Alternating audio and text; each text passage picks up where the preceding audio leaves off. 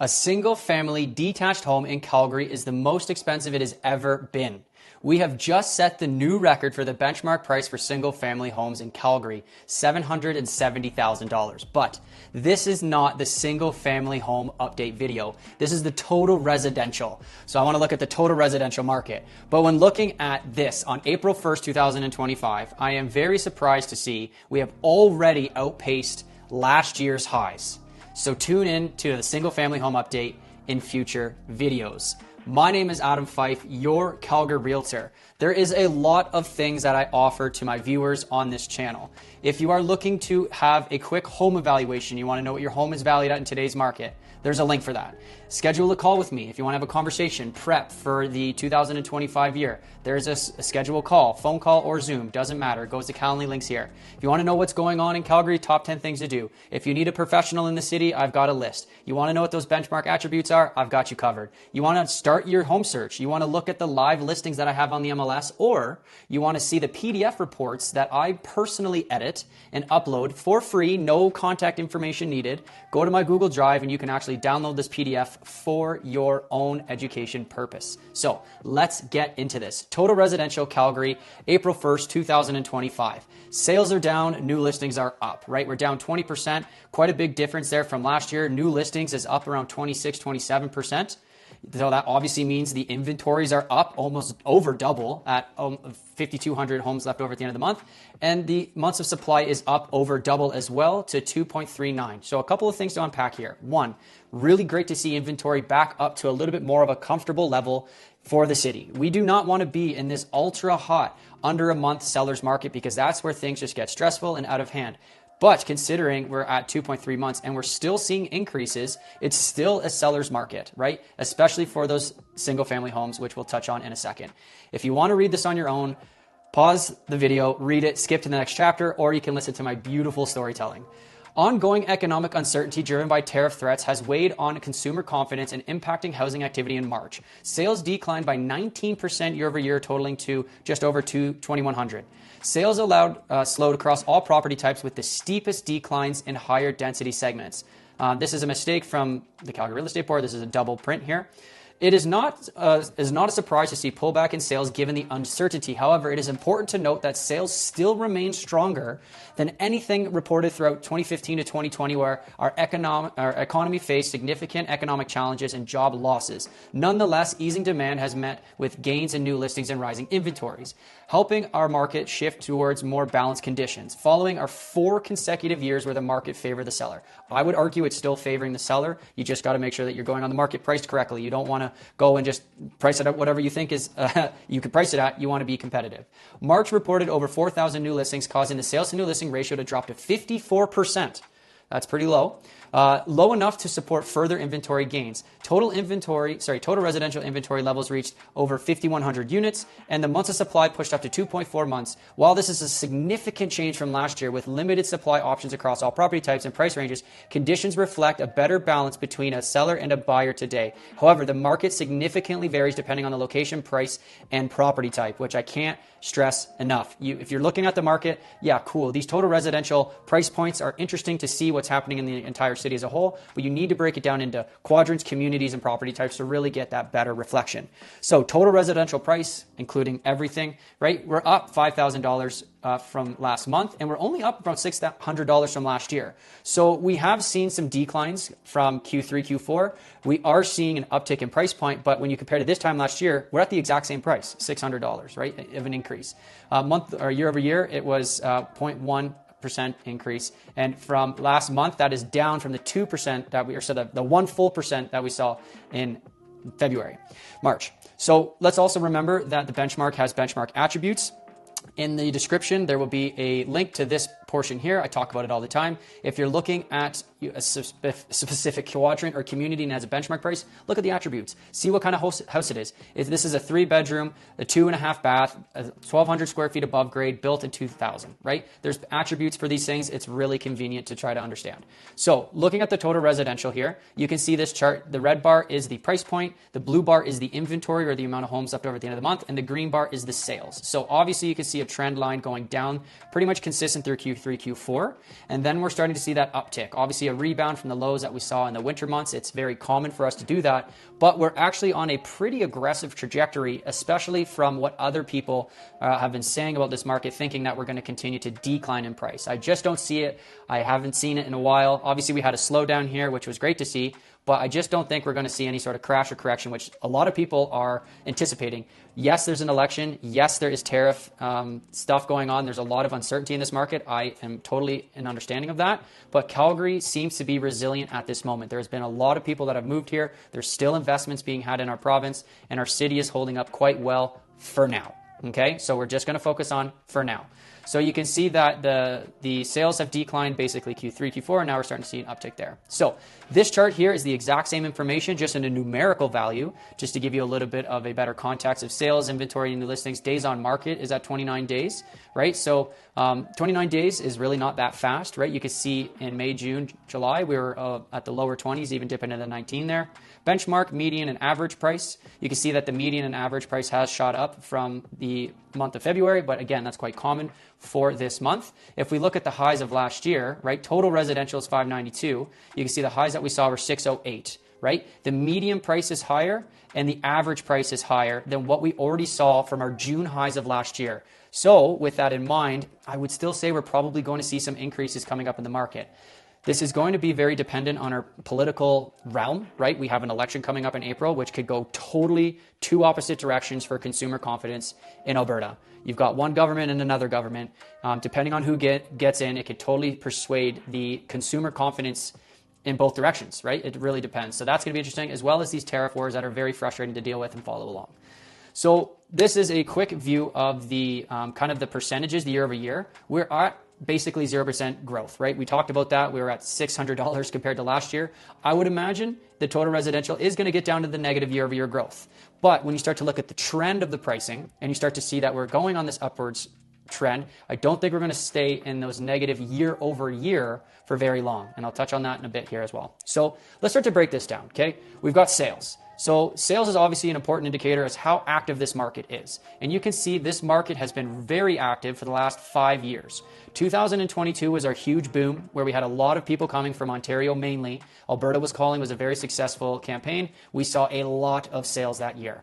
We're still at a strong pace in terms of sales activity, which is, again, another indicator as to why I believe we're going to continue to see some price increases. It's not like our sales have dropped. We've just seen a lot more new listings come to the market. So let's dive into the sales a little bit more. The red bar is 2025. You can see the yellow is 24, 23, 22, right? You can see those 2022 numbers in the blues there. It's obviously an outlier. And then the reds are 2025. Not as many as last year, but still relatively strong year to date. When we break it down into price point, you can see that the $600,000 price range in general is seeing the most amount of activity. So that's your lower end single family homes, your half duplexes, and some luxurious townhouses, right? So the $600,000 price range, very active compared to other price range in the city. Now, when we start to look at the inventory, this is obviously going to be a conversation that is brought up time and time again. You can see that it is a very welcoming sign that we're up quite a bit at over 5,000 homes left over at the end of the month. A lot of things to select from. So when you're a buyer, you have some patience and some time. You can choose the right opportunity that comes to the market. As a seller, you really want to make sure you're looking at your community, quadrant, and general area to see what the actual homes are on that market to make sure that you're listing it within the realm of possibility. Obviously, if you have some really nice features and benefits and you can market it and get that premium dollar compared to those others, that's fine. You just want to make sure you're marketing that. But I would say that we're in a very healthy spot right now in terms of inventory. You can see that, 2018-19 was some of our most depressed years, and we had over 6,000 homes left over at the end of the month. So it'll be interesting to see how high our inventory gets and kind of is an indicator as to where the price might go if it gets too high or if it stays low. Clearly, you can see the downwards trend of inventory. Now we're starting to tick up really quickly, which is great to see. We're probably going to see quite a bit of people coming on the market for their renewals, right? We're probably going to see a lot of investors dumping their homes that they've purchased from 2021 to 2022. They've seen pretty good increases. Their mortgage renewals are up. I would imagine, especially for the apartment market, they're going to see a lot of inventory come to the market, especially in that sector. So when we look at the inventory by price range, again, you can see that $300,000 price range, mainly the apartment market, has the most amount of homes pulling up that number by around 150 to 200 homes compared to the average that we're seeing for the other property prices. Now, when we look at the new listings, obviously we're seeing an uptick in new listings, which again is welcoming news. That's not a bad thing right now. We want a balanced market. We don't want an ultra sellers market. We don't want an ultra buyers market. We want balanced market. That's obviously going to be a very comfortable place to be for a city. Okay. So we're seeing an uptick. It's actually one of the most that we've seen in the last few years, 2021 and 2022. Maybe actually we're higher than 2021. It looks like we are, but 2022 is definitely outpacing us by a long shot. So with that in mind, months of supply obviously is trending up. But let's break this down into individual quadrants because that's going to be where you get the most amount of value for your property type in your general area. Now you need to break it down to community a little bit further. So when we look at the black lines, you can see that the average for single family homes is 2 months, seller's market. The average for buyer's market is 3 months, which is a balanced market technically. You got a seller's market for semis and a seller's market for row townhouse. Now, when you start to look at some of these outliers, southeast and northeast, clearly in buyer market condition, right? We're probably going to see some price decreases. I would imagine, talking about those investors, the northeast is probably going to get rocked.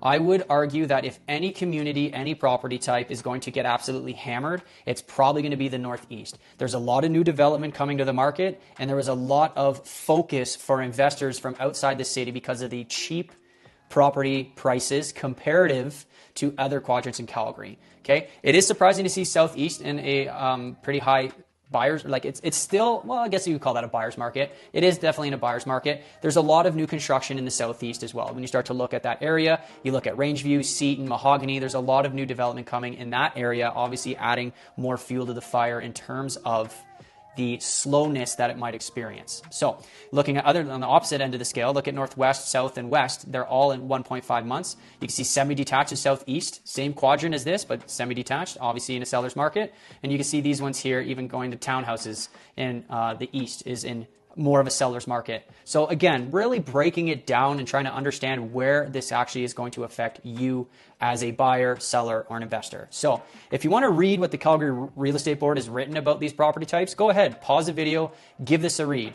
I can't stress it enough. I have a lot of people that reach out and ask me questions, and it's fantastic. Thank you for everyone who does that. Go ahead, book a Zoom call. Let's have a conversation as to what you could prepare for in 6 to 12 months. Yes, there's a lot of uncertainty, and I'll say that in my call, right? I'll say we don't exactly know what's going to happen. But as it's going right now, it's looking like we're going to have a fairly strong year for Calgary real estate, okay? That could change in 30 days. That could change after the election. But today, it's looking like that. I would still argue from December to December, we're probably going to see, in general, about a 5% increase for the price points here in the city.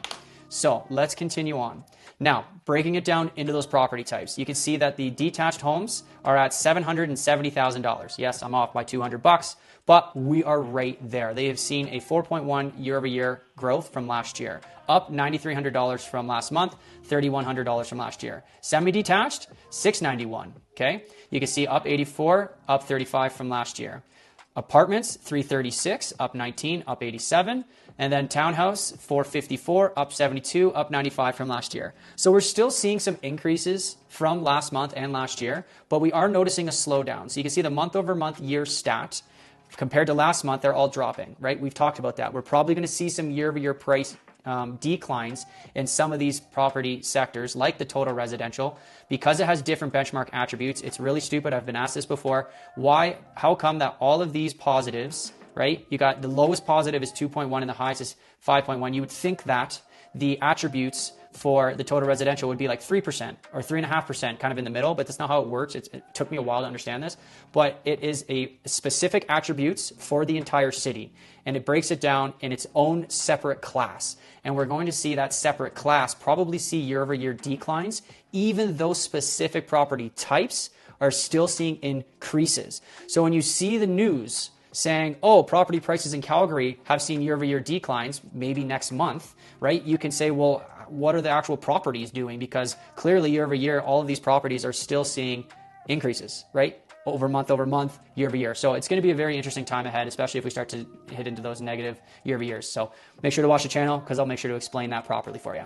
So This is the market. This is a little bit more of a numbers for you if you're interested. You've got I mainly look at the year to date here. So you've got a drop in total sales, a drop in sales volume, new listings have increased, inventory has increased by 83% in this chart, months of supply is over doubled, sales to new listing ratio, sales to new listing is dramatically different. You can see last year at 80%, now we're at 54. Sales to list price is down from over 100% over on average. They were getting over list price. Now we're at 90, basically 99%. Days on market, year to date average compared to last year is 33. And then the benchmark, I don't really like using these in a sense because they're averages of year to date. I would actually look at more of the price points for the specific month because it gives you a better indicator as to what is actually happening rather than just looking at an average for the year to date. So you want to know what your home is valued at. You want to know what is happening in this market. You're a seller, you're looking at refinancing, you are an investor, you're just curious about how much equity you have, or you're just a homeowner who's curious as to what your home is valued at. Go ahead and scan this QR code or click the link. It's the very first link in the description. It'll bring you over to here. Myself and my team will reach out. Obviously, we're going to say hello. We're going to have a lovely conversation. We're going to offer you a free, more in-depth PDF file or some sort of update if that is of interest to you. If you're not interested, that's fine, right? You can work with us. You say, you know what, I'm not interested. I was just curious. We're not offended, right? We just want to make sure that we're helping out people, give as much data and information as possible, trying to provide value for those who are interested. So let's zoom this in so we don't look at too much information right off the hop. So this is the microeconomic breakdown. I just call it that. I've been calling that for years. Individual property types, individual quadrants, looking at the entire city. So here's your sales for that quadrant for the month of March.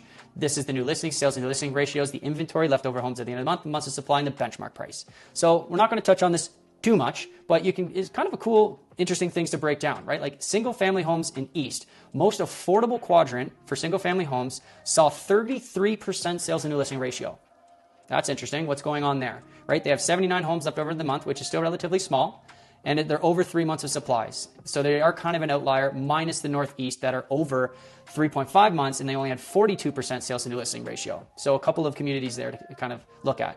When you look at the apartments in Calgary, in the city center, they have 762, by far the most properties in one single quadrant. Obviously increasing that inventory, it definitely tips the scale just based off of the amount of homes that it has. But when you start to look at the actual number, the total number, you can see apartments are actually less than single family homes for the inventory left over at the end of the month. Okay, you can see that again, some of the lower 40s and 39 even percents for semi-detached. You can see some of the lower numbers and that for row townhouses in different quadrants as well. So a lot of people are more or less curious about what the prices are in the city. So this might be a little bit small for you on your mobile devices, but if you're on a computer or a TV, this might be a little bit easier for you.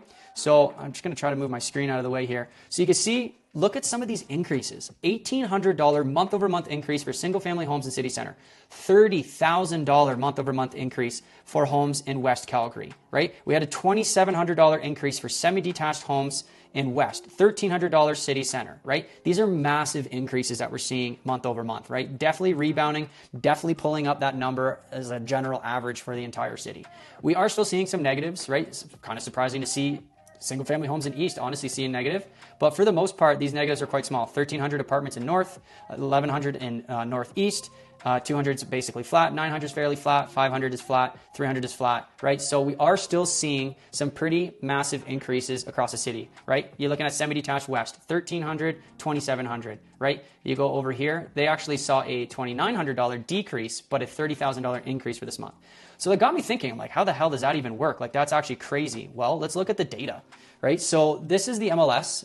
Yes, I'm compliant with all of the people that might try to target me. There's no property address. There's no MLS number. This is community, size, year built. That's it. So I have it organized from sales to list price, right? So this home here got 35% over list price.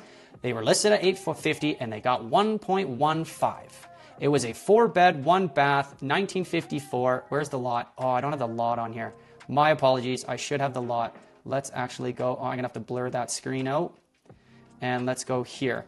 Let's see if I have the lot size here. I don't. Okay, so I'm going to have to make sure to add that in for the next video. But either way, they saw some massive increases in that one sale for that home, right? You have another one, Forest Lawn, 25% increase, 399 up to 498. You've got some more, 199, 116, right? 699, 802, 6979. So these are obviously going to be the biggest increases that we've seen in the city, but you could see for homes, mainly, especially that one in Altador, right? Mainly homes with bigger lots and very nice features, and they're very, attractive to some of those buyers. They're still paying very good money, right? A lot of these are under 7 months of supply, which means that they're probably unconditional or very fast conditions. So if you want to know what this looks like in your community, go ahead, book that Zoom call. Let's dive into the data together, right? I've gotten very good at just kind of going through the MLS, looking at data, trying to explain it to you, and trying to give you a better outlook as to what it is that you could expect, or just try to understand as you are educating yourself. Cool? So, City of Calgary total price change. Again, we're at that 0%. We're probably going to dip down, but we're most likely going to dip back up as we have already outpaced, single family homes have outpaced the prices as what they paid last year.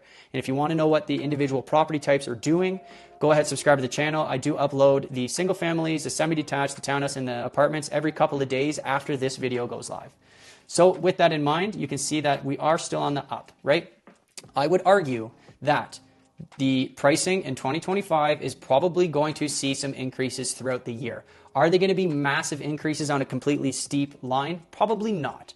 But we will most likely see continued upward pressure in Calgary as we are still technically affordable compared to other places in Canada, especially when you look at our apartment sector, you look at our townhouse sector. We still have a lot of affordable homes that people are still attracted to, right? We still have some migration, and I thought that this was cool. This is from 2024, right? This is to Alberta from other provinces and territories. Hello, you 1,600 new Ontario residents. We also had over 10,000 or 16,000. We also had 10,000 from BC, a couple from Saskatchewan, Manitoba, Nova Scotia, right? We actually lost, apparently, 86 to Nunavut, so that's cool. Sweet. But for the most part, we're still seeing migration come to Calgary. And again, depending on what happens with this election, it could go both ways, right? I would argue that we're probably going to see more people come to Alberta because of some of the political views that we have as a province. I think that's very attractive for a lot of people in Canada. And I would imagine people are going to see that and think now is the time to come to Alberta. So I don't think that's really going to stop. Yes, it's going to slow down from the craziness that we saw, but I don't think it's going to stop. So, thank you very much. I don't know how long this video was. It feels like it was very long. Thank you very much. We'll see you on the next one. Peace.